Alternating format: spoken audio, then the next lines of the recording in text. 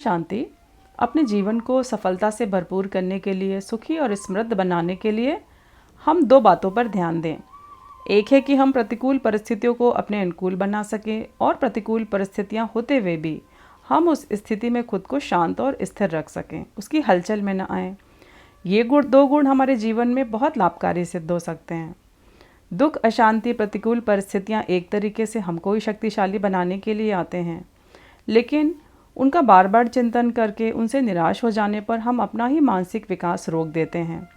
इसलिए यदि अपने मानसिक विकास को उन्नत करके हम हर परेशानियों का सामना करके उसका समाधान निकालेंगे, तो आगे भी किसी भी परेशानी के आने पर हम उसका बहुत ही आसानी से समाधान निकाल सकेंगे। परेशानियों से भागने की नहीं, जागने की ज़रूरत है। जब प्रतिकूल परिस्थितियों का आना निश्चित है, तो उनसे पीछा छुड़ाने के बजाय क्यों ना हम स्वयं में साहस और धैर्य का विकास करें। साहस और धैर्य के विकास के लिए हम अपने संकल्प बल को जगाएं। ये एक दैवी शक्ति है, यही हमारी वास्तविक शक्ति है। इसके लिए हम अंतर्मुखी बने, खुद का आत्मनिरीक्षण करें कि कौन सी बातें मुझे परेशान करती हैं, कौन कौन से विचार मेरे मन में आते हैं, कौन सी कमजोरियां हमें अस्त व्यस्त कर देती हैं, किस उद्देश्य से हमने कोई लक्ष्य या अपने जीवन की यात्रा शुरू की थी, कितना मार्ग और तय करना शेष रह गया है। अपना आत्मनिरीक्षण करें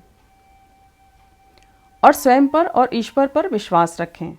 अपनी संकल्प शक्ति को बढ़ाएं और बार बार खुद को संकल्प दें, मैं ईश्वर का अंश हूँ, हर परेशानी को दूर करने की विलक्षण क्षमता मुझ में है। स्वयं पर और ईश्वर पर विश्वास रखें। इस प्रकार के आंतरिक विश्वास से प्रतिकूलता को अनुकूलता में परिवर्तित करने की जितनी शक्ति प्राप्त होती है, उतनी दूसरी किसी बात से नहीं प्राप्त हो सकती।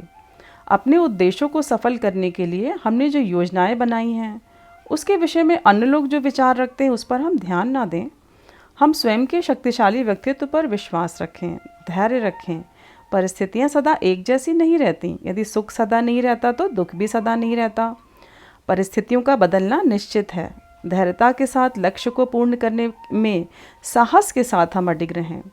जो व्यक्ति जैसा सोचता है, करता है, वह वैसा ही बन जाता है। स्वस्थ चिंतन ही व्यक्तित्व को ऊंचा उठाकर हर समस्या का समाधान देता है। सकारात्मक चिंतन वो दवा है जिससे हर समाधान का मिलना निश्चित है।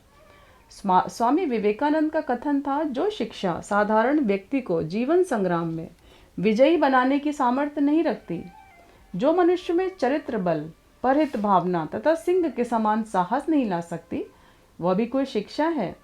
जिस शिक्षा के द्वारा अपने पैरों पर खड़ा हुआ जाता है, वही वास्तविक शिक्षा है। इस कथन के अनुसार शिक्षित वही है जिसने जीवन जीने की कला को जाना। जीवन को सुंदर तरह से जीने के लिए हम अपने संकल्पों को सुंदर बनाकर स्वयं को शक्तिशाली बना सकते हैं। कुछ संकल्प जैसे कि मैं शक्तिशाली हूँ, मेरी सभी शुभ आशाएं पूर्ण होंगी, चारों दिशाओं में मेरा कोई शत्रु नहीं है, सभी मेरे मित्र हैं। ऐसे शुभ संकल्पों को हम सुबह और रात को सोने से पहले मन में दोहराएं या लिखें। जैसे संकल्प हम सुबह और शाम अपने मन को भेजते हैं, मन उसी अनुरूप में, उसी दिशा में काम करना शुरू कर देता है।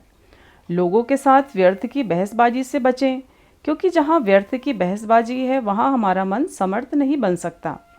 किसी भी आलोचनाओं से डरे नहीं। यदि हम सत्य मार्ग पर चल रहे हैं तो आलोचनाओं का आना स्वाभाविक है।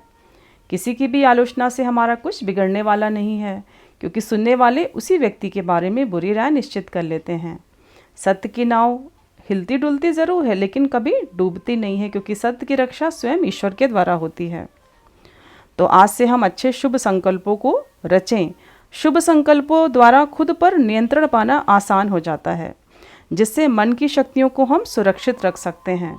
रोज रोज विचारों को चेक करें और खराब विचारों को शुभ विचारों में परिवर्तित कर दें। मन में केवल अच्छे संकल्पों को ही आने दें और अपने मन की शक्तियों को बचाकर और बढ़ाकर उसको अपनी सफलता में उपयोग करें, क्योंकि सफलता हम सबका जन्मसिद्ध अधिकार है। हम सफल बने, सुखी बने और समृद्ध बने। ओम शांति।